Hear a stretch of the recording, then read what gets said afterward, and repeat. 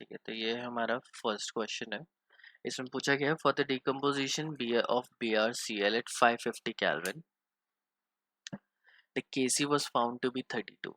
तो BrCl का 550 kelvin पे जब डिकम्पोजिशन होता है, जब टूटता है, तो जो Kc आता है वो 32 आता है। Find out the equilibrium concentration of BrCl। उस पॉइंट पे BrCl की, ब्रोमीन की और क्लोरीन गैस का हमें इक्विलिब्रियम कॉन्सेंट्रेशन निकालना है। If the initial concentration of BrCl is 3.30 into 10⁻³ मोल पर लीटर।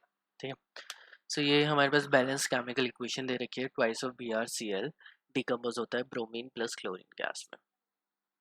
तो यहाँ पे जो इनिशियल कॉन्सेंट्रेशन दे रखी है 3.30 into 10⁻³ ये केस की दे रखी है, इनिशियल केस की।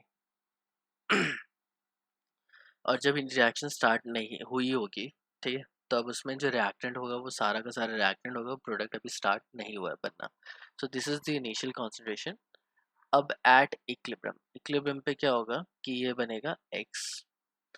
ठीक है, यहाँ पे 1 है तो इसको हम लोग 1x बनाएंगे, और ये भी क्या बनेगा, x बनेगा। ठीक है, लेकिन यहाँ पे क्या होगा, जो कॉन्सेंट्रेशन होगी वो डिक्रीज होगी बाय 2x। ठीक है, तो x से रिएक्टेंट की कॉन्सेंट्रेशन क्या हो जाती है, हमेशा कम होती है, और प्रोडक्ट की कॉन्सेंट्रेशन हमेशा क्या होती जाएगी, इंक्रीज हो जाएगी। तो जब प्रोडक्ट की कॉन्सेंट्रेशन होगी तो उसमें हम लोग पॉजिटिव लिखेंगे, रिएक्टेंट की कॉन्सेंट्रेशन में हम लोग माइनस लिखेंगे। ठीक है, अब यहाँ पे कितना स्टोइचोमेट्रिक कोफिशिएंट 2 है। ठीक है, तो इसलिए हम ये माइनस किससे करेंगे, 2x से माइनस करेंगे। ठीक है, यहाँ पे कोफिशिएंट क्या है, 1 है, और यहाँ पे कोफिशिएंट क्या है, 1 है। कुछ नहीं लिखा तो ऑब्वियसली 1 है, तो इसलिए मैं उसको xx यहाँ पे लिख सकता हूँ। नाउ एट इक्विलिब्रियम, इक्विलिब्रियम पे जो Kc की वैल्यू होती है वो क्या होती है, प्रोडक्ट डिवाइडेड बाय रिएक्टेंट। तो concentration of product divided by reactant, और ये हम लोगों ने ये लिख।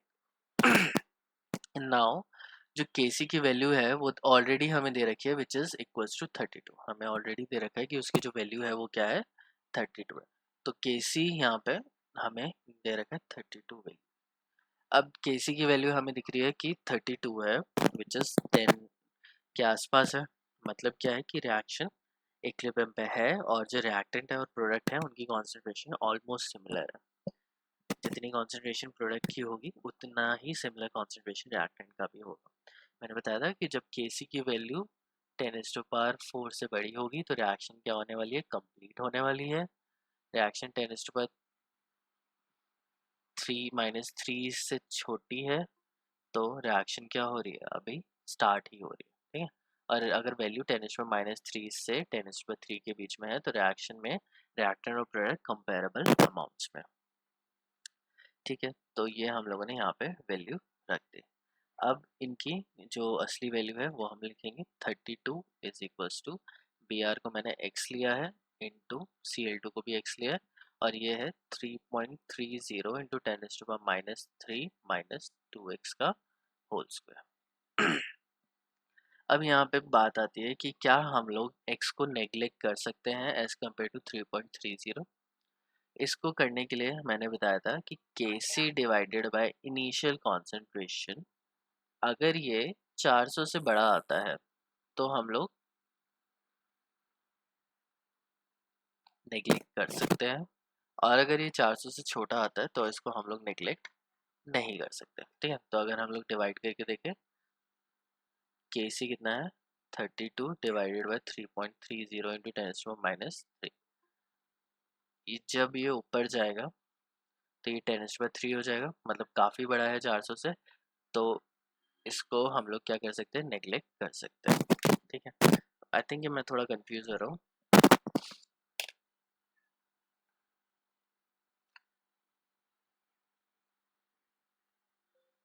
मैं वो भूल गया कि 400 से कम था या ज़्यादा पे नेग्लेक्ट करते थे। मैंने इधर बताया भी था।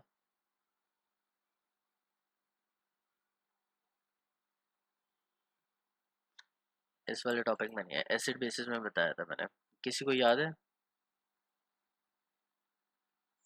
400 से ज़्यादा होता है तो नेगलेक्ट ठीक, तो अगर 400 से ज़्यादा है तो हम लोग उसको नेग्लेक्ट कर सकते हैं। तो यहाँ पे जो वैल्यू आ रही है वो ऑब्वियसली 400 से ज़्यादा ही आ रही है, तो हम लोग इसको नेग्लेक्ट कर सकते हैं। तो अब मैं इसको 32 is equals to x square divided by 3.30 into 10⁻³ और इसका होल स्क्वायर कर देता हूँ। ठीक है, इसको सॉल्व करोगे तो ये इधर जाएगा और एक्स स्क्वायर आ जाएगा, और एक्स की वैल्यू कितनी आ जाएगी 32 इंटू 32 का आएगा इंटू 3.30 इंटू 10⁻³।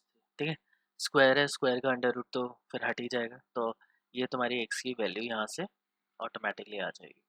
फिर एक्स की वैल्यू आ गई, उसके बाद तुम में Br2 की कॉन्सेंट्रेशन क्या है, एक्स है, Ca2 की कॉन्सेंट्रेशन एक्स है, और जो BrCl की है वो इसमें से 2 में एक्स में 2 मल्टीप्लाई करोगे, इसमें से माइनस कर दोगे तो तुम्हारा BrCl की कॉन्सेंट्रेशन आ जाएगी। क्लियर हो गई है? यस ठीक है, तो इसी तरीके से इसे सॉल्व करना है, दूसरा वाला भी करके देखना, नहीं आता तो फिर बताना, फिर मैं दूसरा वाला भी सॉल्व करा दूंगा।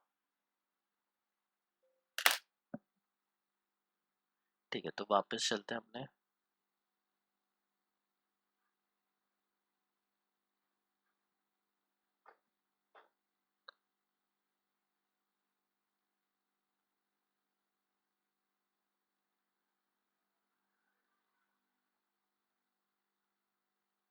ठीक है, तो हम लोग एटॉमिक स्ट्रक्चर को पढ़ रहे थे और हाइजेनबर्ग अनसर्टेनिटी प्रिंसिपल को हम लोग देख रहे थे। जैसे हाइजेनबर्ग अनसर्टेनिटी प्रिंसिपल क्या था, उसने बताया था कि हम लोग किसी भी माइक्रोस्कोपिक पार्टिकल का मोमेंटम और पोजीशन साइमल्टेनियसली मेजर नहीं कर सकते विद एक्यूरेसी। और जब उसको एक्सप्लेन किया गया था तो हमने बताया था कि जो एरर इन पोजीशन होता है और एरर इन मोमेंटम होता है वो हमेशा ही बड़ा होता है, greater than equal to h/4 pi होता है। ठीक है, ये जो हाइजेनबर्ग अनसर्टेनिटी प्रिंसिपल है एप्लीकेबल ये माइक्रोस्कोपिक और मैक्रोस्कोपिक दोनों के लिए होता है, लेकिन जो प्रॉब्लम आती है वो सिर्फ माइक्रोस्कोपिक में ही आती है। मैक्रोस्कोपिक चीज़ों के लिए, जो बड़ी बड़ी चीज़ें हैं जिनको हम लोग आंखों से देख सकते हैं, उनके लिए ये प्रॉब्लम नहीं आती है। तो मैक्रोस्कोपिक वर्ल्ड के लिए हम लोग मोमेंटम और position simultaneously with high accuracy find out कर सकते हैं, लेकिन माइक्रोस्कोपिक पार्टिकल्स के लिए ये चीज़ें करना हमारे लिए बहुत ही ज़्यादा मुश्किल होता है। ठीक है, यहाँ पे मैंने वैल्यू करके तुम्हें दिखाया था क्या होता है। अब कि ये जो रीज़न था ये हम लोगों ने समझा कि जो एरर होता है माइक्रोस्कोपिक पार्टिकल्स की जब बात की जाती है तो एरर क्या आता है, मिलियन टाइम्स आ जाता है। ठीक है, इतना, ये मिलियन टाइम्स का जो एरर है वो बहुत ही ज़्यादा बड़ा होता है। ठीक है, तो मतलब अगर तुम 1 सेंटीमीटर कर रहे हो तो तुम्हारा एरर आ रहा है 1 मिलियन सेंटीमीटर। ठीक है, तो तुम्हारा जो वैल्यू हो सकता है वो 1 सेंटीमीटर भी हो सकता है या 1 मिलियन सेंटीमीटर भी हो सकता है। 1 सेंटीमीटर 1 मिलियन सेंटीमीटर में बहुत बड़ा एरर है। ठीक है, या फिर अगर तुम एरर पैसे गिन रहे हो, ठीक है, एक नोट की गट्टी गिन रहे हो और तुम्हारा एरर है 1 मिलियन। ठीक है, तो तुम्हारे पास एक 10 रुपए हैं, तो जो पैसे हैं, जो मनी है वो 10 रुपए भी हो सकता है और 10 मिलियन रुपीज़ भी हो सकता है। ठीक है, तो ये जो एरर है वो बहुत ही ज़्यादा बड़ा है। सेम इज़ द केस जब हम लोग माइक्रोस्कोपिक पार्टिकल करते हैं तो उनका जो पोजीशन होता है वो इतना ज़्यादा एरर के साथ प्रोड्यूस हो जाता है, या मोमेंटम इतना ज़्यादा एरर के साथ प्रोड्यूस हो जाता है कि वो हमारे लिए रिलायबल बिल्कुल भी नहीं रहता। इसका कॉन्सिक्वेंस क्या आता है, इसका मेजर कॉन्सिक्वेंस ये आता है कि इलेक्ट्रॉन का हम लोग या तो पोजीशन फाइंड आउट कर सकते हैं या फिर हम लोग उसका मोमेंटम फाइंड आउट कर सकते हैं। दोनों चीज़ें साइमल्टेनियसली फाइंड आउट हम लोग नहीं कर सकते। अब रीज़न क्या है कि जैसे मैंने तुम्हें बताया था कि अगर एक बॉल एक पोजीशन से दूसरी पोजीशन पे जा रही है तो यहाँ पे कैमराज लगे होते हैं। ठीक है, कैमराज में क्या होता है, लाइट होती है।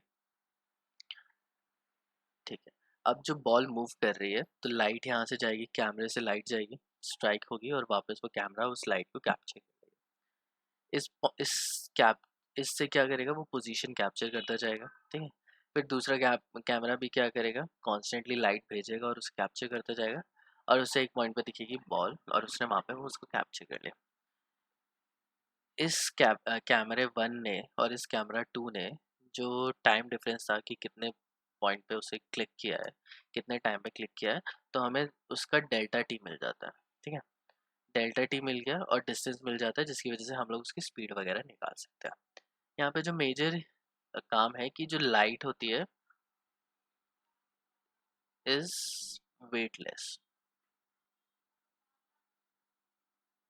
And have very less energy.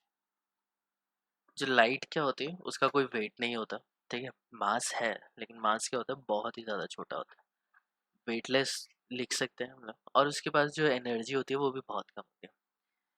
अब बॉल अगर जा रही है तो उसके ऊपर लाइट पड़ती है, तो ऐसा थोड़ी ना होता है कि लाइट एनर्जी एब्जॉर्ब करके बॉल कहीं और चली जाए, ऐसा नहीं होगा, क्योंकि बॉल क्या है, वो बहुत बड़ा पार्टिकल है, बहुत बड़ा इंस्ट्रूमेंट है, और उस इंस्ट्रूमेंट पे लाइट गिरेगी तो बॉल की डायरेक्शन चेंज नहीं हो सकती, ठीक है, अगर बॉल अगर सीधे मूव कर रही है तो उसके ऊपर लाइट पड़ेगी तो लाइट उसको कुछ नहीं कर पाएगी, वो लाइट इतनी एब्जॉर्ब भी नहीं कर पाएगा, ठीक है। तो अगर लाइट को तुमने एक बॉल को यहाँ से दूसरी जगह पर फेंका तो ऐसा नहीं होगा कि सनलाइट पड़ रही है तो बॉल एकदम से गर्म हो जाएगी, वो इतनी एनर्जी एब्जॉर्ब नहीं कर पाएगी और ना ही उसका पाथ चेंज होगा।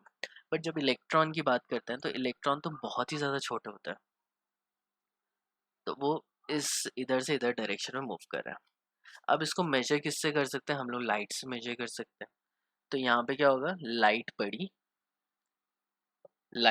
तो मुझे पता चल गया कि ये इलेक्ट्रॉन यहाँ पे था, ठीक है, तो मैंने उसकी पोजीशन डिफाइन कर दी। अब क्या होगा, जैसे ही लाइट क्या होती है, लाइट तो फोटोन से बनी होती है, और फोटोन का जो साइज है वो इलेक्ट्रॉन के साइज से के इक्वल है, तो फोटोन क्या करता है, एनर्जी एब्जॉर्ब कर लेता है। तो जैसे फोटो इलेक्ट्रिक इफेक्ट होता है और बाकी इफेक्ट्स होते हैं, तो छोटे छोटे जो पार्टिकल्स होते हैं वो एनर्जी एब्जॉर्ब कर लेते हैं।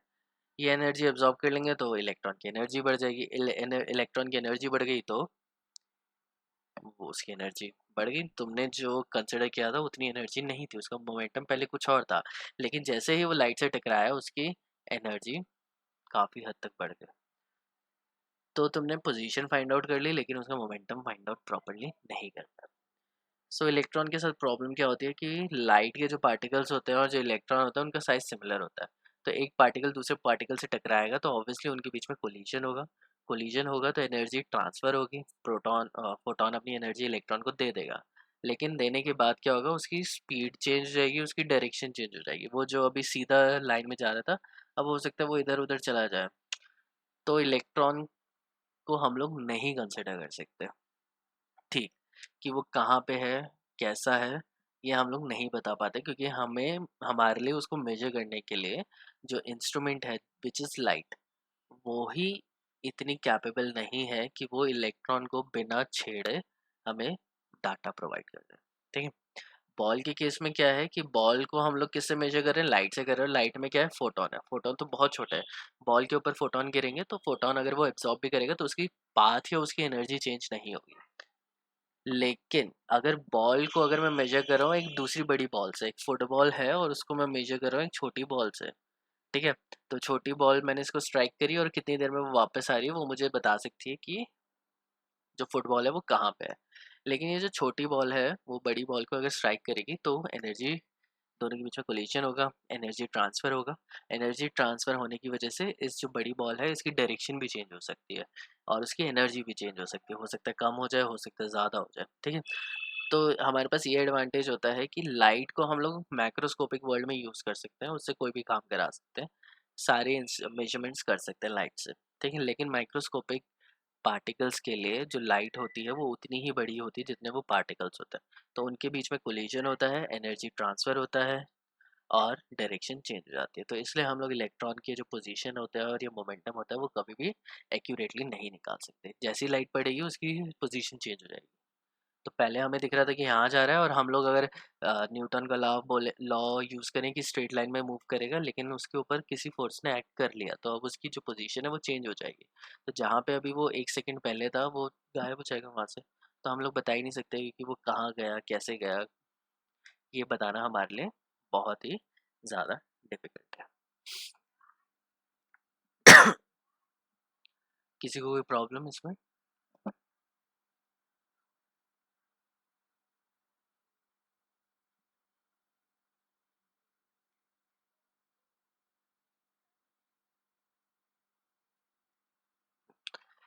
तो अब देखो माइक्रोस्कोप जो होता है वो माइक्रोस्कोप की क्या यूज़ करता है, लाइट यूज़ करता है। लाइट के पार्टिकल बहुत छोटे होते हैं तो हम लोग चीज़ों को मैग्नीफाई करके देख लेते हैं। अब इलेक्ट्रॉन एक दूसरा माइक्रोस्कोप होता है, इलेक्ट्रॉन माइक्रोस्कोप। तो दो माइक्रोस्कोप होता है, एक तो लाइट माइक्रोस्कोप होता है, ठीक है, जिससे जो वैल्यू है वो 10⁻⁻⁶ तक हम लोग जूम कर सकते हैं रेजोल्यूशन। बट एक दूसरा माइक्रोस्कोप होता है, वो होता है इलेक्ट्रॉन माइक्रोस्कोप। इसका जो रेजोल्यूशन है वो 10⁻⁻10 और 20 के बीच में हम लोग मेजर करते हैं। जो इलेक्ट्रॉन माइक्रोस्कोप होता है वो बहुत ज़्यादा सुपीरियर होता है as compare to light microscope. अब इसमें डिफरेंस क्या होता है कि जो लाइट के जो पार्टिकल्स होते हैं, जो फोटॉन्स होते हैं, वो काफ़ी बड़े होते हैं। उनके बड़े होने की वजह से उनके पास एनर्जी ज़्यादा होती है और वो इतना अच्छा रेजोल्यूशन नहीं दे सकते। लेकिन इलेक्ट्रॉन माइक्रोस्कोप में जो लाइट आ रही है, जो रेज आ रही है, वो इलेक्ट्रॉन से बनी हुई है और इलेक्ट्रॉन जो पार्टिकल होता है वो बहुत ही ज़्यादा छोटा होता है, उसका तो बिल्कुल वेट ही नहीं होता। तो ये जो छोटे ये जो माइक्रोस्कोप होते हैं, इलेक्ट्रॉन माइक्रोस्कोप, वो चीज़ों को बहुत हाई रेजोल्यूशन में दिखा सकते हैं। जो इमेज बनती है उससे बहुत ही ज़्यादा अच्छी बनती है। कलरफुल नहीं होती वो इमेज, क्योंकि लाइट माइक्रोस्कोप में विजिबल कलर्स होते हैं जिसकी वजह से जो भी इमेज आती है वो कलरफुल दिखती है। लेकिन इलेक्ट्रॉन माइक्रोस्कोप में हमें जो इमेज बनती है वो कलरफुल नहीं दिखती है, लेकिन वो बहुत हाई रेजोल्यूशन के साथ ज़रूर दिखती है हमें। ठीक है, कोई भी चीज़ है, कोई भी पार्टिकल है, कोई भी माइक्रो ऑर्गेनिज्म है, जैसे अगर तुम्हें माइक्रो ऑर्गेनिज्म देखना है तो तुम लाइट माइक्रोस्कोप देख सकते हो। लेकिन माइक्रो ऑर्गेनिज्म के अंदर क्या क्या प्रोटीन है, क्या डीएनए है, क्या उसमें स्ट्रक्चर है उसका, अगर वो तुम्हें देखना है तो तुम उसके लिए इलेक्ट्रॉन माइक्रोस्कोप यूज़ कर सकते हो। सो इलेक्ट्रॉन माइक्रोस्कोप में जो पार्टिकल इलेक्ट्रॉन्स होते हैं वो बहुत ही ज़्यादा छोटे होते हैं, लाइट से बहुत ज़्यादा छोटे होते हैं, जिसकी वजह से वो बहुत ही ज़्यादा अच्छी तरीके से पिक्चर को दिखा सकते हैं विद वेरी हाई रेजोल्यूशन। ठीक है, now we come to the reason for failure of Bohr model. अब बोर मॉडल फेल क्यों हुआ था? बोर मॉडल इसलिए फेल हुआ था क्योंकि हाइजेनबर्ग बताता है कि हम लोग इलेक्ट्रॉन का पाथ फाइंड आउट नहीं कर सकते, और बोर ने बोला था कि इलेक्ट्रॉन का तो पाथ होता है, they are revolving in fixed path which are called orbits. ठीक है, लेकिन ये ऑर्बिट्स वाला जो कॉन्सेप्ट है, ये हाइजेनबर्ग अनसर्टेनिटी प्रिंसिपल को प्रॉपरली कॉन्ट्राडिक्ट कर देता है।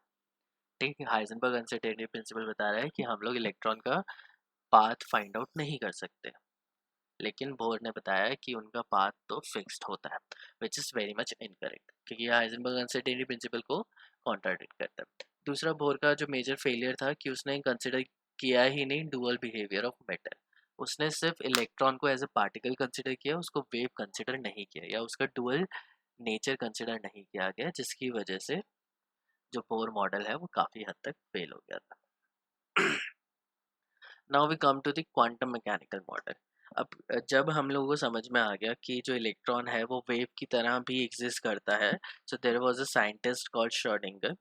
श्रोडिंगर और हाइजेनबर्ग दोनों ने मिलके दोनों मैथमेटिशियंस थे, और दोनों ने क्या किया, मैथमेटिकली एक्सपेरिमेंट नहीं किया, मैथमेटिकली एक थ्योरी दे दी, बहुत बड़ी क्वांटम थ्योरी दे दी कि ऐसा ऐसा चीज़ें होनी चाहिए। ठीक है, और जब एक्सपेरिमेंट्स किए तो 90% of the things were correct. तो ये जो मैथमेटिशियंस हैं इन्होंने ब्रांच बनाई नई, which is quantum mechanics. Quantum mechanics एक ब्रांच ऑफ साइंस है जहाँ पे डुअल बिहेवियर ऑफ मैटर को कंसिडर किया जाता है। इलेक्ट्रॉन को वेव की तरह भी कंसिडर किया जाता है और इलेक्ट्रॉन को मैटर या पार्टिकल की तरह भी कंसिडर किया जाता है।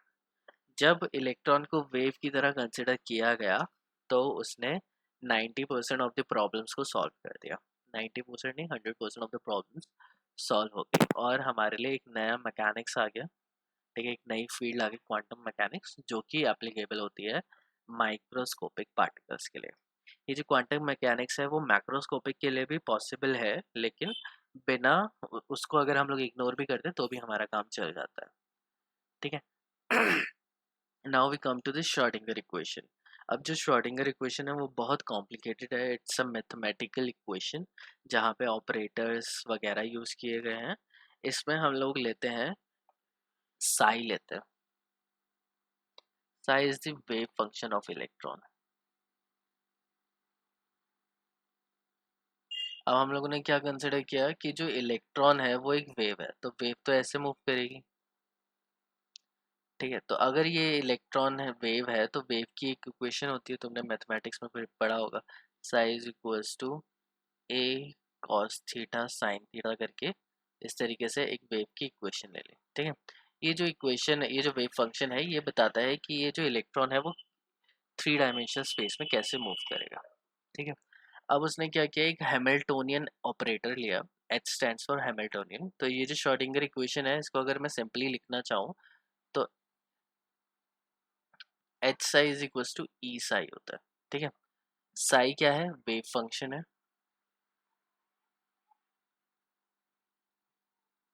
एच इज हैमिल्टोनियन ऑपरेटर,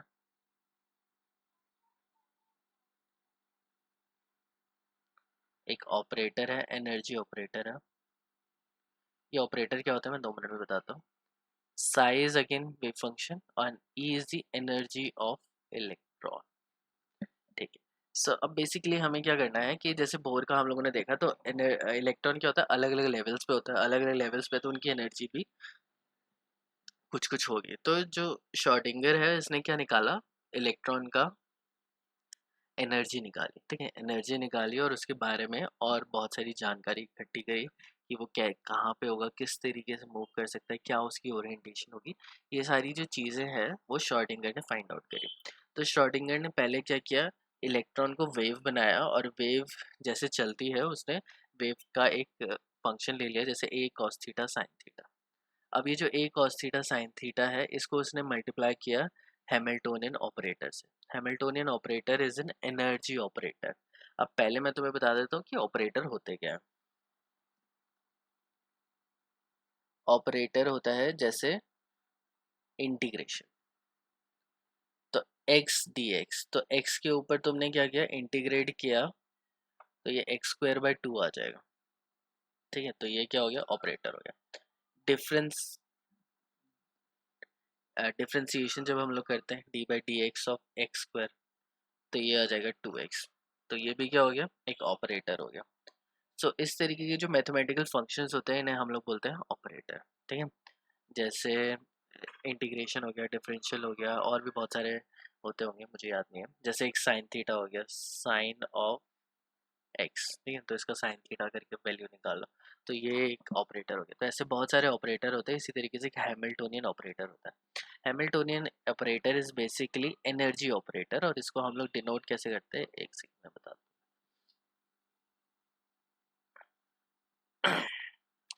जो ये हैमिल्टोनियन ऑपरेटर है, ये बनता है kinetic energy operator plus potential energy operator, दोनों होते हैं इसके अंदर।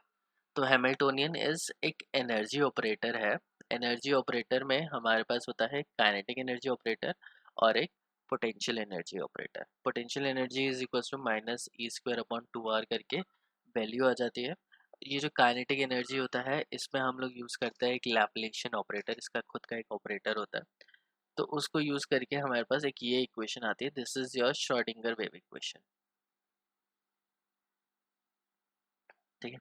We x y z is the potential energy, और ये जो आगे वाली जो लैप्लेशन है, ये दिखा रहा है काइनेटिक एनर्जी ऑपरेटर। और काइनेटिक एनर्जी और पोटेंशियल एनर्जी दोनों को कंबाइन कर लें, तो ये पूरा हो गया हमारा हैमिल्टोनियन ऑपरेटर, एच ऑपरेटर है ये,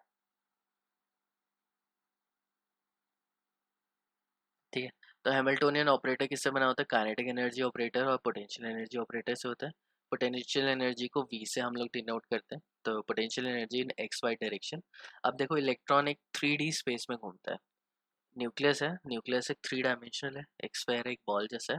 उसके चारों तरफ वो घूमेगा, 2 डायमेंशन में नहीं घूमेगा, चारों तरफ घूमता है, ठीक है। मतलब लेंथ भी होगी, ब्रेथ भी होगी, हाइट भी होगी। तो एक 3D सरफेस है, कहीं भी इलेक्ट्रॉन घूम सकता है। तो उसके कोऑर्डिनेट क्या होंगे, एक्स वाई जेड, तीनों कोऑर्डिनेट होंगे, ठीक है। So minus h square upon minus h square upon 8 pi square m e. M e क्या है, मास ऑफ इलेक्ट्रॉन है। D square by d x square, d square by d y square plus d square by d z square. ये हो गया Laplacian operator, kinetic energy operator है, और साथ में पोटेंशियल एनर्जी ऑपरेटर है। इनकी कुछ कुछ वैल्यूज होती हैं, ये सब हम लोग थर्ड ईयर में सॉल्व करेंगे पूरा श्रोडिंगर इक्वेशन, कि सारा मैथमेटिकल ऑपरेशंस है कि क्या ऑपरेटर होते हैं, कैसे उन्हें सॉल्व किया जाता है, क्या इंटीग्रेशन होती है, क्या डेरिवेटिव्स हम लोग यूज़ करते हैं। ये सारा जो इक्वेशंस वगैरह हैं ये हम लोग क्वांटम केमिस्ट्री जब हम लोग थर्ड ईयर में पढ़ेंगे तब हमें मेजरली तब तक करना है। अभी तक तुम्हें सिर्फ यही याद रखना है कि श्रोडिंगर इक्वेशन होती है H psi is equal to E psi, where psi is the wave function, H क्या है, हैमिल्टोनियन ऑपरेटर है which is equal to kinetic energy operator plus potential energy operator. और अगर तुमसे ये वाली इक्वेशन याद हो पाए तो इसको याद करके श्रोडिंगर इक्वेशन तुम्हारी पूरी हो गई। अब ये श्रोडिंगर इक्वेशन में हम बताते हैं कि साई क्या है, वेव फंक्शन है। वेव फंक्शन बताता है कि इलेक्ट्रॉन कैसे मूव कर रहा है एक थ्री डायमेंशनल स्पेस में। अब साई का क्या होता है, कोई फिजिकल मीनिंग नहीं होता, Sai is just a wave. और वेव क्या बताती है कि ये जो वेव है इसका क्या है, कितना एम्पलीट्यूड है, बस यही बताएगी। हाउएवर साई स्क्वायर का एक फिजिकल मीनिंग होता है which is called probability density. So Sai square क्या होता है, ये डिफाइन करता है probability of finding an electron। तो थ्री डायमेंशनल स्पेस में इलेक्ट्रॉन कहाँ मिलेगा वो बताता है साई स्क्वायर से, ठीक है। तो इसे प्रोबेबिलिटी डेंसिटी भी बोला जाता है। बेसिकली तुम्हारी जो वेव है वो इस तरीके से मूव कर रही है, ठीक है। अब व्हाट इज द प्रोबेबिलिटी कि वो इलेक्ट्रॉन यहीं पे मिलेगा, प्रोबेबिलिटी बहुत कम होती है। तो इसका हम लोग स्क्वायर कर देते हैं, स्क्वायर कर देंगे तो वेव क्या बन जाएगी, इस तरीके से बन जाएगी, ठीक है। तो मतलब इलेक्ट्रॉन जरूरी नहीं यहाँ पे हो, इलेक्ट्रॉन यहाँ पे होगा। और 99.9% प्रोबेबिलिटी है कि इलेक्ट्रॉन इसी स्पेस में हमें मिलेगा, ठीक है। तो जो साई स्क्वायर है, साई है, उसका हम लोग स्क्वायर कर देते हैं। और साई स्क्वायर करने के बाद जैसे साई अगर इतने रीजन में है तो उसका स्क्वायर करेंगे तो उसका बड़े रीजन हो जाएगा। और इस बड़े रीजन में इलेक्ट्रॉन कहीं भी कहीं हो सकता है, हम लोग नहीं बता सकते, ठीक है। इलेक्ट्रॉन कैसे भी मूव कर सकता है, वी हैव नो आइडिया कि कैसे करता है, क्योंकि हम तो देख ही नहीं सकते कि इलेक्ट्रॉन कहाँ पे है। और हमारे पास ऐसा कोई इंस्ट्रूमेंट भी नहीं है जिससे हम लोग इलेक्ट्रॉन देख पाए। तो इलेक्ट्रॉन देखना हमारे लिए पॉसिबल नहीं है, क्योंकि इलेक्ट्रॉन से छोटा कोई हमारे पास चीज़ नहीं है जो हमें बता पाए कि इलेक्ट्रॉन कहाँ और किस पॉइंट पे वो मूव कर रहा है। हाइजेनबर्ग अनसर्टेनिटी प्रिंसिपल के हिसाब से हम लोग पोजीशन अगर हम लोग फाइंड आउट कर लेते हैं तो उसकी वेलोसिटी फाइंड आउट नहीं कर सकते। सो एग्जैक्ट बताना, एक्यूरेसी के साथ बताना हमारे लिए पॉसिबल नहीं है, इसलिए we come to a conclusion कि हम लोग प्रोबेबिलिटी बताते हैं कि चलो एग्जैक्ट तो नहीं बता सकते लेकिन प्रोबेबिलिटी बता देते हैं कि 99% ऑफ चांसेस है कि इलेक्ट्रॉन इस सर्कल के बीच में ही होगा, ठीक है। सो ये जो एरिया है, रीजन है, इसको हम लोग बोलते हैं orbital. Now we come to the important difference between orbit and orbital. अब बोर ने क्या बोला था कि there is a fixed path which is orbit. तो ऑर्बिट है तो इलेक्ट्रॉन तो उसी ऑर्बिट में हो सकता है, लेकिन ऑर्बिट असली में एग्जिस्ट नहीं करते। असली में क्या एग्जिस्ट करते हैं, ऑर्बिटल्स एग्जिस्ट करते हैं, ठीक है। सो ऑर्बिटल क्या होता है, होते तो वो ऑर्बिट जैसे हैं लेकिन ये ऑर्बिट जैसे टू डायमेंशनल होता है। जैसे ये सन है तो अर्थ ऐसे मूव करेगा, तो इलेक्ट्रॉन सिर्फ इसके चारों ओर मूव कर सकता है। लेकिन ऑर्बिटल क्या होता है, न्यूक्लियस है, चारों तरफ से एक स्फेयर होता है, ठीक है। और इलेक्ट्रॉन इसके बीच में कैसे भी मूव कर सकता है। मूव तो वो सर्कुलर ही करेगा लेकिन ऐसे करके इधर से इधर से इधर से किसी भी तरीके से वो मूव कर सकता है, कहीं भी मूव कर सकता है, ठीक है। तो वो एक थ्री डायमेंशनल पिक्चर होती है ऑर्बिटल। और जैसे ऑर्बिटल तुम्हें पता है, S orbital, P orbital, D orbital होता है। तो एस ऑर्बिटल स्फेरिकल होता है, पी ऑर्बिटल में क्या होता है, इलेक्ट्रॉन यहाँ पे ऐसे घूमता है, ठीक है। इस तरीके से इलेक्ट्रॉन घूमता है, कैसे भी घूम सकता है, ठीक है।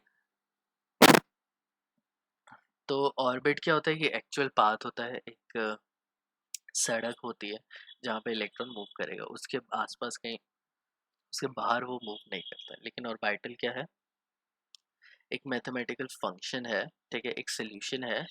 जो वेव इक्वेशन यहाँ पे हम लोगों ने यूज़ करी उससे उसकी एनर्जी आएगी, उसका सोल्यूशंस आएंगे। जो सोल्यूशंस आते हैं वो बताते हैं कि कहाँ कहाँ पे एनर्जी पॉसिबल है, कौन कौन सी डायरेक्शन में एनर्जी पॉसिबल है। यहाँ पे एनर्जी मैक्सिमम होती है, फिर एनर्जी मिनिमम हो जाएगी। जहाँ पे एनर्जी मिनिमम हो जाएगी या जहाँ पे एनर्जी ज़ीरो हो जाएगी वहाँ पे इलेक्ट्रॉन एग्जिस्ट नहीं कर सकता। तो इसी तरीके से बहुत सारे फंक्शंस आते हैं, ये बहुत खतरनाक मैथमेटिक्स होता है, ठीक है, जो कि हमें ना ही पढ़ना है और ना ही समझना है ज़्यादा। बस तुम ये कंसिडर करो कि साई की वैल्यू आई, वेव फंक्शन था, वेव फंक्शन को सॉल्व किया, उसके ऊपर मैथमेटिकल ऑपरेटर लगाया, सॉल्व करने के बाद हमें एनर्जी मिली, तो हमें पता चल गया इलेक्ट्रॉन की एनर्जी कितनी होती है। इलेक्ट्रॉन की एनर्जी फाइंड आउट करने के बाद उसकी ओरिएंटेशन भी पता चली हमें, ओरिएंटेशन पता चल गई कि वो इस एक्स डायरेक्शन में, वाई डायरेक्शन में और जेड डायरेक्शन में वो कहाँ कहाँ पे मूव कर सकता है, कौन कौन से रीजन में मूव कर सकता है। इससे हमें इलेक्ट्रॉन की एनर्जी शेल पता चला, शेल पता चलने के बाद हमें उसका सब शेल पता चला कि एस ऑर्बिटल में, पी ऑर्बिटल में, डी ऑर्बिटल में है, किस ऑर्बिटल की शेप कैसी है, ये सारी चीज़ें हमें साई से ही पता चली, ठीक है। तो जो हम लोग इलेक्ट्रॉनिक कॉन्फ़िगरेशन लिखते हैं 1:2:2:6 कहाँ से है, ये श्रोडिंगर की इक्वेशन से सब कुछ सॉल्व हो के आया। हम्म, बस ये है कि ऑर्बिटल एक रीजन है और जिसमें उसका कोई फर्दर फिजिकल सिग्निफिकेंस ज़्यादा है नहीं, ये बस यही बताता है कि 99% चांसेस हैं कि इलेक्ट्रॉन वहाँ पे मिल सकता है। अब हम लोग देखते हैं important features of quantum mechanical model. तो इंपॉर्टेंट क्या क्या फीचर्स हैं। पहला फीचर है कि energy of an electron in atom is always quantized, कि जो एनर्जी होगी वो हमेशा ही क्वांटाइज्ड होगी, कॉन्टिन्यूस एनर्जी नहीं होती है, ठीक है। सो एनर्जी अगर 1 किलो जूल है, तो अगर एनर्जी कॉन्टिन्यूस है तो 1.1 किलो जूल भी हो सकती है, 1.2 किलो जूल भी हो सकती है, 1.3 किलो जूल भी हो सकती है। लेकिन क्वांटम केमिस्ट्री में ऐसा नहीं होता, अगर इलेक्ट्रॉन है तो उसकी एनर्जी 1 किलो जूल है, तो उसके बाद उसकी एनर्जी 2 किलो जूल होगी, 3 किलो जूल होगी, ठीक है, जैसे स्टेयर्स होती है,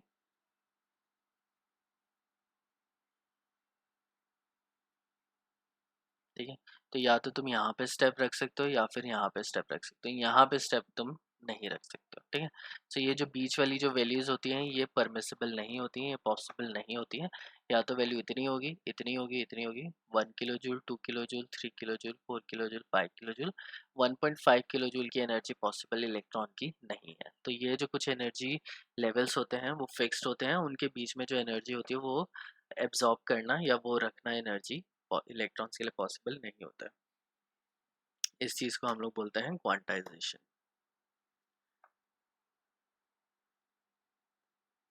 ठीक है। The existence of quantized electronic energy level is direct result of wave like property of electron, ठीक है।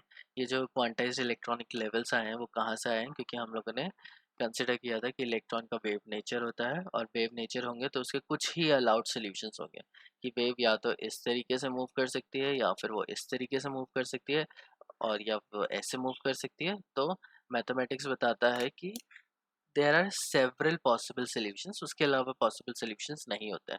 या तो सॉल्यूशन रियल होंगे या फिर सॉल्यूशन में आयोटा वगैरह यूज हो जाएगा, ठीक है, तो ये कॉम्प्लेक्स सॉल्यूशन हो जाएंगे।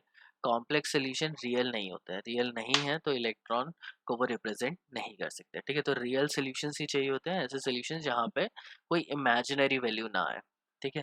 तो जब ये सोल्यूशन होता है तो हम मैथमेटिक्स हमें बताती है कि ये पॉसिबल सोल्यूशन है, उन पॉसिबल सोल्यूशन से हम लोग क्या बना लेते हैं, एनर्जी निकाल लेते हैं लेवल्स की, और उनकी पोजीशन भी निकाल सकते हैं, उनकी शेप भी निकाल सकते हैं ऑर्बिटल्स की। ठीक है, तो श्रोडिंगर इक्वेशन क्या करता है, क्वांटाइजेशन इम्पोज करता है, क्वांटाइजेशन इम्पोज करने के बाद फिर वो क्या निकालता है, अलाउड सॉल्यूशंस निकालता है, अलाउड सॉल्यूशन के बेसिस पे हम लोग इलेक्ट्रॉन की एनर्जी निकालते हैं, ठीक है। Both the exact position and तो हाइजेनबर्ग अनसर्टेनिटी प्रिंसिपल यहाँ पे क्लियरली इम्प्लीमेंटेड है क्वांटम केमिस्ट्री में, कि हम लोग या तो वेलोसिटी या फिर उसकी पोजीशन साइमल्टेनियसली नहीं निकाल सकते। आई मीन टू से कि या तो वेलोसिटी निकालेंगे या फिर पोजीशन निकाल सकते हैं एक्यूरेटली, दोनों चीज़ें साइमल्टेनियसली हम लोग नहीं निकाल सकते। जो एटॉमिक ऑर्बिटल जो हमारा होता है, fourth point, atomic orbital is basically the wave function. तो वेव इलेक्ट्रॉन कैसे मूव कर रहा है, तो मैंने कंसिडर कर लिया कि इलेक्ट्रॉन इस तरीके से वेव की तरह मूव कर रहा है। सो ये जो वेव है इसको, ये हम लोग बताते हैं कि ऑर्बिट है, और इसका जब साइज स्क्वायर कर देंगे तो हम लोग बता देंगे कि यहाँ पे प्रोबेबिलिटी ज़्यादा है कि इलेक्ट्रॉन को हम लोग इजीली फाइंड आउट कर सकें। सो ये ऑर्बिटल होते हैं, orbital is basically a region जहाँ पे इलेक्ट्रॉन मिलने के चांसेस मैक्सिमम है। तो साई, यहाँ पे क्वेश्चन ज़रूर पूछा जाता है, what is the significance of Sai and Sai square. तो साई तो कुछ नहीं है, Sai is just a wave function, wave function है जो कि हमें बताता है कोऑर्डिनेट्स ऑफ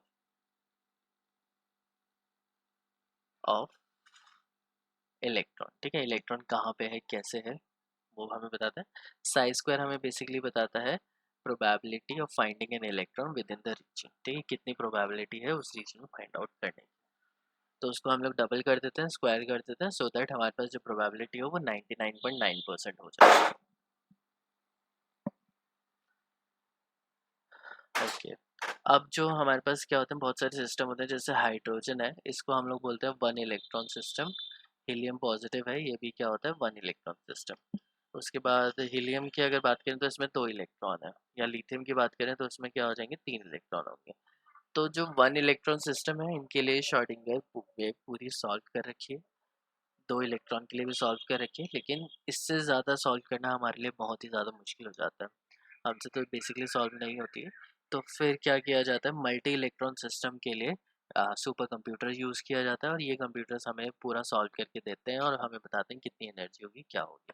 तो ऐसे कंप्यूटर सॉफ्टवेयर जनरेट कर रखे हैं, और ये सारा हम लोगों को प्रॉपरली बता देते हैं, हमें ये सब सॉल्व करने की ज़रूरत नहीं है। लेकिन जो सिंपल मैथमेटिकल ट्रीटमेंट है वन हाइड्रोजन का, या हाइड्रोजन लाइक स्पीशीज़ का, या छोटे छोटे मॉलिक्यूल्स का, ये हम लोगों को करना पड़ता है। ठीक है, वो पूरा पूरा मैथमेटिक्स सॉल्व की है साइंटिस्ट ने, तब जाके वो पूरा मॉडल बनाया है। तो ये हमें समझना कि कैसे हुआ है, ये सब ज़रूरी है। तो क्वांटम केमिस्ट्री इसलिए बहुत ज़्यादा डिफिकल्ट होती है, क्योंकि इसमें 90% ऑफ द टाइम सिर्फ मैथमेटिक्स है, और वो भी ऐसी मैथमेटिक्स जो समझ में नहीं आती।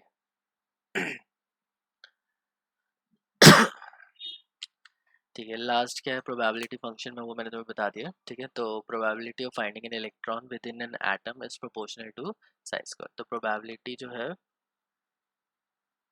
तो फाइंडिंग इलेक्ट्रॉन वो किसके इक्वल होती है, साइज स्क्वायर के इक्वल होती है। मॉडुलस मैंने इसलिए लिया है क्योंकि ये जो वैल्यू होगी वो पॉजिटिव ही होनी चाहिए, प्रोबेबिलिटी कभी भी नेगेटिव नहीं हो सकती, तो इसलिए इसका मॉडुलस लेना बहुत ज़रूरी है। क्योंकि साई की वैल्यू, साई कोई कॉम्प्लेक्स नंबर भी हो सकता है, तो कुछ प्रॉब्लम क्रिएट हो सकती है, तो हमेशा हम लोग एक रियल वैल्यू ही लेते हैं। From the value of psi square at different points within an atom, it is possible to predict the region around the nucleus where electron will most probably be found। ठीक है, तो psi square क्या होता है, एक reason provide कर देता है न्यूक्लियस के आसपास, जहाँ पे इलेक्ट्रॉन फाइंड आउट करने की जो टेंडेंसी है या जो प्रोबेबिलिटी है वो मैक्सिमम हो। ठीक है, अब ये जो सॉल्व करने के बाद, हमें ये सिलेबस में नहीं है, तो हमें श्रोडिंगर इक्वेशन क्या है, कैसे सॉल्व किया है, ये सब थर्ड ईयर में, तो हम लोग थर्ड ईयर क्वांटम केमिस्ट्री में पढ़ेंगे। अभी तुम्हारे लिए सिर्फ श्रोडिंगर इक्वेशन लिखना क्या है, नेचर क्या है, और इसके क्या क्या क्वांटम केमिस्ट्री की क्या क्या पॉइंट्स हैं, ये सब इंपॉर्टेंट है। अब ये सब करने के बाद हमारे पास साइज सॉल्व किया, श्रोडिंगर ने बहुत सारे वेव फंक्शन लिए, उन वेव फंक्शन को सॉल्व किया, सॉल्व करने के बाद उसको सोल्यूशन मिले। तो जो सोल्यूशन मिले थे उनको उसने क्वांटम नंबर की फॉर्म में कन्वर्ट किया। सो ये जो क्वांटम नंबर्स होते हैं वो इलेक्ट्रॉन के आधार कार्ड की तरह होते हैं। ठीक है, दे कैन टेल यू कि इलेक्ट्रॉन कहाँ पे है, कैसा है, ये सारी चीज़ें तुम्हें आइडेंटिटी कार्ड की तरह क्वांटम नंबर्स बता देती है। So we have 4 quantum numbers, principal quantum number, azimuthal quantum number, magnetic quantum number and spin quantum number. हमें ये क्वांटम नंबर समझने हैं, और ये क्वांटम नंबर समझना बहुत ही आसान है। So the first and foremost जो क्वांटम नंबर आता है वो आता है principal quantum number. Principal quantum number की जो वैल्यू होती है वो n होती है।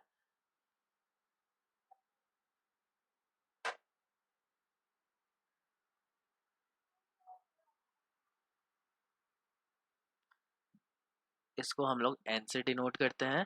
ये हमें बताता है कि कौन सा शेल है। ठीक है, ये हमें बताएगा शेल कौन सा है, और जो भी शेल है उसकी एनर्जी कितनी है। ठीक है, जैसे भोर ने बताया था कि ऑर्बिट्स होते हैं, एनर्जी लेवल्स होते हैं, और इन एनर्जी लेवल्स का कुछ ना कुछ एनर्जी होता है। वही जो एनर्जी लेवल्स हैं वही शेल बता दिए यहाँ पे, कि कुछ शेल्स होते हैं एटम में, और उन शेल की जो एनर्जी है वो कितनी होती है वो हमें बताया जाता है प्रिंसिपल क्वांटम नंबर से। इसकी जो वैल्यू होती है वो 1 2 3 4 5 6 हो सकती है, डेसिमल में या फ्रैक्शन में इनकी वैल्यू पॉसिबल नहीं होती है। ठीक है, और यहाँ पे ग्रेटेस्ट प्रोबेबिलिटी होती है कि इलेक्ट्रॉन यहाँ पे मिल सकता है। सो जैसे जैसे शेल नंबर बढ़ता है उनकी जो एनर्जी होती है वो भी बढ़ती चली जाती है। अब जो शेल होता है उसके अंदर सब शेल फर्दर होते हैं, जिनको हम लोग डिफाइन करते हैं एजीम्यूथल क्वांटम नंबर से।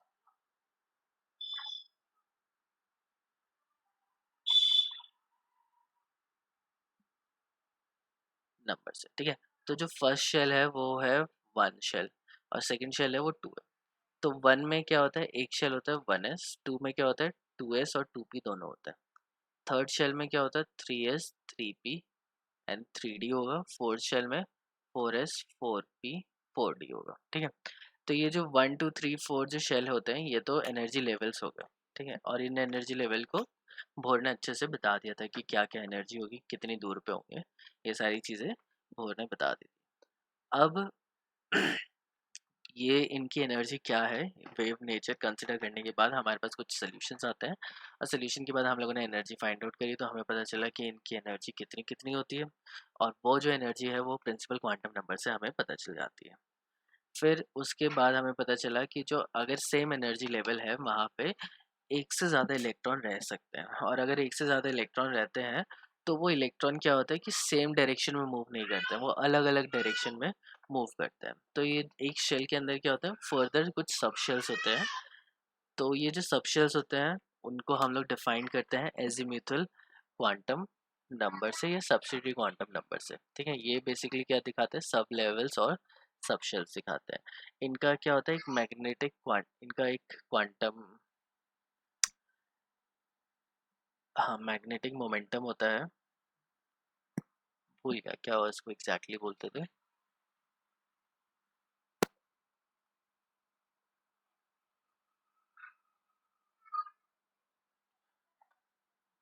एल की, एल को क्या बोलते थे वो मुझे, हाँ एंगुलर मोमेंटम, यस। तो इनका क्या होता है, कुछ एंगुलर मोमेंटम होता है, लाइक इलेक्ट्रॉन तो रोटेट कर रहा है, मूव कर रहा है, रिवॉल्व कर रहा है। तो इलेक्ट्रॉन जब रिवॉल्व करेगा तो उसका कुछ एंगुलर मोमेंटम होगा, और उनका जो एंगुलर मोमेंटम होता है वो किस डायरेक्शन में है, कहाँ पे है, वो हमें सबशेल बताता है। ठीक है। सो हमारे पास जो सबशेल है जैसे एस पी डी एफ होता है, इनका एंगुलर मोमेंटम होता है, इसको जीरो ले लेते हैं, इसको वन टू थ्री। तो एस और बाइटल का एंगुलर मोमेंटम जीरो, पी का वन, डी का टू और एफ का थ्री होता है।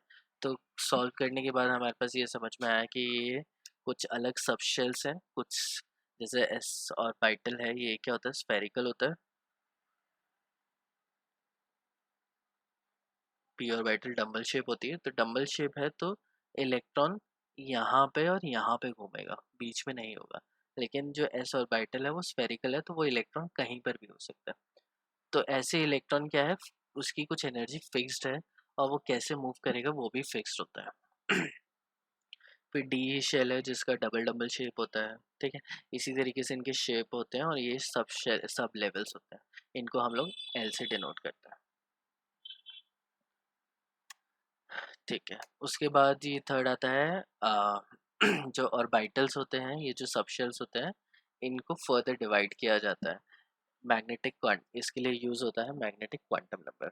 अब ये थोड़ा वेग लग रहा होगा, अभी मैं क्वेश्चंस कराऊंगा तो बहुत सिंपल है। तो ये जो मैग्नेटिक क्वांटम नंबर है ये ओरिएंटेशन बताते हैं कि एक्स डायरेक्शन में है, वाई डायरेक्शन में है, या जेड डायरेक्शन में। ठीक। तो जो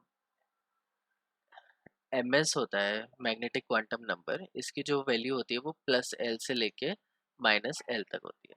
ठीक है। तो अगर मेरे पास एस ऑर्बिटल है जिसका एल की वैल्यू जीरो है, तो इसकी जो वैल्यू होगी जीरो से लेके प्लस जीरो से लेके minus zero, which is equal to same zero. तो इसका जो ओरिएंटेशन होगा वो एक ही डायरेक्शन में होगा। ठीक है। मतलब एक्स वाई जेड तीनों डायरेक्शन में इसका ओरिएंटेशन होगा। लेकिन अगर हम लोग पी और बाइटल ले लेते हैं, तो इसमें जो एल की वैल्यू होती है वन होती है, और पी के लिए जो एम एस की वैल्यू होगी, एम एस नहीं लिखते इसको, एम एल लिखते हैं, एम एल की वैल्यू होगी वो माइनस एल से लेके zero and then plus L तक। ठीक है। So minus one, zero, plus one. तो जो इस पी जो ऑर्बिटल है इसकी तीन डायरेक्शन होगी, एक होगा पी एक्स, एक होगा पी वाई एंड एक होगा पी जेड। ठीक है। इसी तरीके से बहुत सारी पॉसिबल डायरेक्शंस हैं, कौन कौन सी डायरेक्शन में इलेक्ट्रॉन मूव कर सकता है वो हमें ये मैग्नेटिक क्वांटम नंबर बताता है। ये बताता है कि बेसिकली कि डायरेक्शन क्या है। So the each combination L L M specify the size. तो ये हमें क्या बता रहा है, एन बता रहा है साइज क्या है, एनर्जी क्या है, एल हमें बताता है शेप क्या है, ठीक है। तो जैसे ऑर्बिटल है तो एस ऑर्बिटल स्फेरिकल होता है, पी ऑर्बिटल डबल शेप होता है, T orbital double double shape होता है, तो ये हमें शेप बताता है। एंड एम एल जो मैग्नेटिक क्वांटम नंबर होता है वो हमें स्पेशल ओरिएंटेशन बताता है कि एक्स डायरेक्शन में है, वाई डायरेक्शन में है या जेड डायरेक्शन में है। सो इस तरीके से ये जो तीन हमारे क्वांटम नंबर आते हैं, principal quantum number, magnetic quantum number and azimuthal quantum number, ये तीनों हमें इलेक्ट्रॉन के बारे में बताते हैं। और ये जो तीनों की तीनों वैल्यू हैं ये हमारे पास कहाँ से आती हैं, श्रोडिंगर वेव इक्वेशन से आती है। देयर इज अनदर, मैं इसको अब अच्छे से डिफाइन कर देता हूँ। तीन क्वांटम नंबर हम लोगों ने देखा है। एक हम लोगों ने देखा प्रिंसिपल क्वांटम नंबर। तो जो प्रिंसिपल क्वांटम नंबर होता है ये हमें बताता है एनर्जी लेवल, ठीक है, या फिर हमें शेल दिखाएगा कि कौन सा शेल है, ठीक है। दूसरा है, इसकी वैल्यू जो होती है वो एन से डिनोट होती है, ठीक है। तो जैसे 1s है, 2s है, तो इसमें जो प्रिंसिपल क्वांटम नंबर है इसमें एन की वैल्यू 1 है और यहाँ पे एन की वैल्यू कितनी है, 2 है। तो प्रिंसिपल क्वांटम नंबर इनके दोनों के अलग अलग है। दूसरा है कि हमारे पास है एजीम्यूथल क्वांटम नंबर।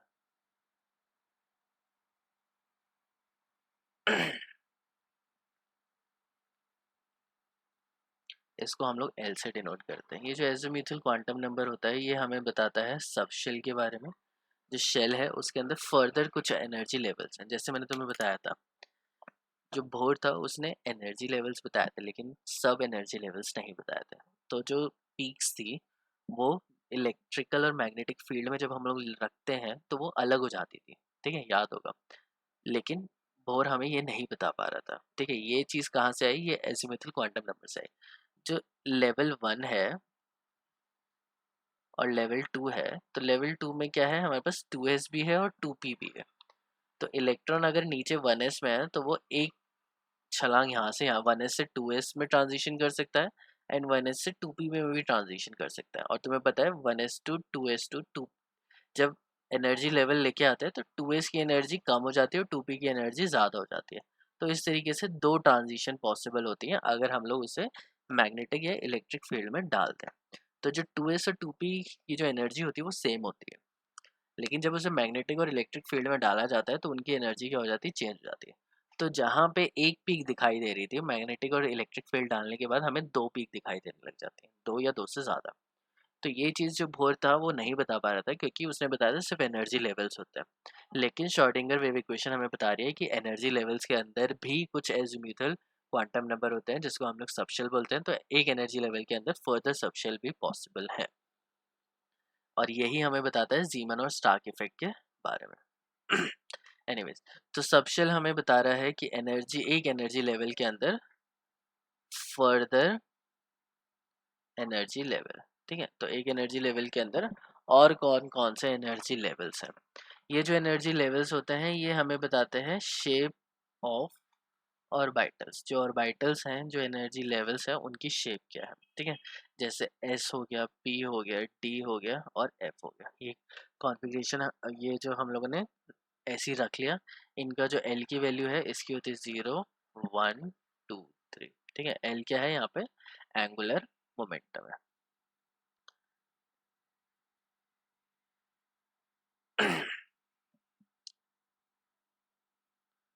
ठीक है। एस क्या होता है, स्फेरिकल होता है। पी होता है डंबल शेप का। डी होता है डबल डंबल। एफ पता नहीं, फ्लावर जैसा लगता है, आई डोंट नो कि उसको बोलते क्या। तो इस तरीके की शेप बन जाती है, इस तरीके की शेप बन जाती है। तो मतलब या तो इलेक्ट्रॉन स्फेरिकल मूव करेगा या फिर वो डबल शेप में मूव करेगा या फिर वो डबल डबल शेप में मूव करेगा। तो देयर आर सेवरल रीजन जहाँ पे इलेक्ट्रॉन मूव कर सकता है और बाकी जगह पे इलेक्ट्रॉन मूव नहीं कर सकता। ये सब चीज़ें हमें कहाँ से पता चलती है, एजीमुथल क्वांटम नंबर से।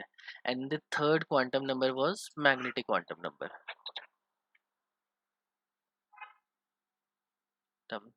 ठीक है। मैग्नेटिक क्वांटम नंबर भी इम्पॉर्टेंट होता है, इसको हम लोग एम एल से बोलते हैं।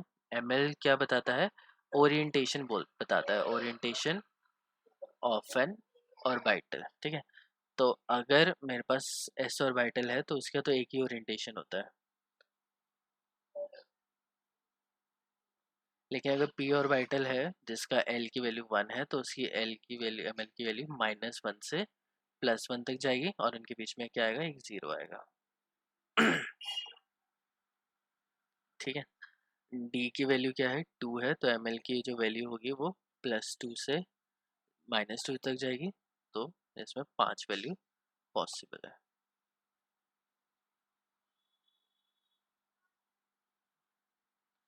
तो ये तो s हो गया, ये स्फेरिकल होता है। ये px py and pz orbitals हो गए। ये dxy dyz dzx dx square minus Y square and dz square, 5 orbital further हो गए। ये सब बताते हैं कि कौन सी डायरेक्शन में इलेक्ट्रॉन होना चाहिए या नहीं होना चाहिए। अब there is another quantum number which is electron spin quantum number. ये जो इलेक्ट्रॉन स्पिन क्वांटम नंबर है, it is not a solution of Schrodinger equation. Schrodinger equation नहीं बताती इलेक्ट्रॉन स्पिन क्वांटम नंबर, ये अलग से डिराइव किया गया है जब हम लोगों ने इलेक्ट्रॉन के बारे में समझा। हम लोगों ने देखा कि जो दो इलेक्ट्रॉन होते हैं, एक ऑर्बिटल में दो इलेक्ट्रॉन रह सकते हैं और दो इलेक्ट्रॉन है तो उनकी चीज़ें सेम है। लेकिन ये जो magnetic quantum electron spin quantum number है, ये हमें बाद में पता चला और इससे हम ये पॉली ने बताया था और उसी ने पॉली एक्सक्लूजन प्रिंसिपल दिया था जिसके अकॉर्डिंग कि एक ऑर्बिटल में दो इलेक्ट्रॉन रहते हैं लेकिन उन दोनों के जो स्पिन होंगे वो अलग होंगे, एक का क्लॉकवाइज होगा और एक का एंटी क्लॉकवाइज होगा, और ये इलेक्ट्रॉन स्पिन क्वांटम नंबर वहाँ से डिफाइन हुआ। फिर जब इन चारों क्वांटम नंबर को साथ में रखते हैं तब हमें पता चलता है कि it can act as an identity card for an electron. ठीक है, आइडेंटिटी कार्ड की तरह एग्जिस्ट कर सकता है। अगर मेरे पास 4 सेट ऑफ क्वांटम नंबर है तो मैं बता सकता हूँ कि इलेक्ट्रॉन कहाँ पे होगा और मैं उसका प्रॉपर साइन तुम्हें बता सकता हूँ।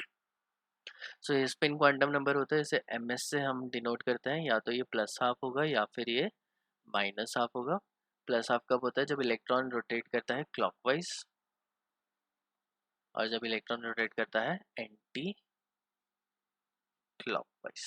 ठीक है, ओके। सो एक ऑर्बिटल में दो इलेक्ट्रॉन हो सकते हैं, एक क्लॉकवाइज मूव रोटेट करेगा और एक एंटी क्लॉकवाइज रोटेट करेगा।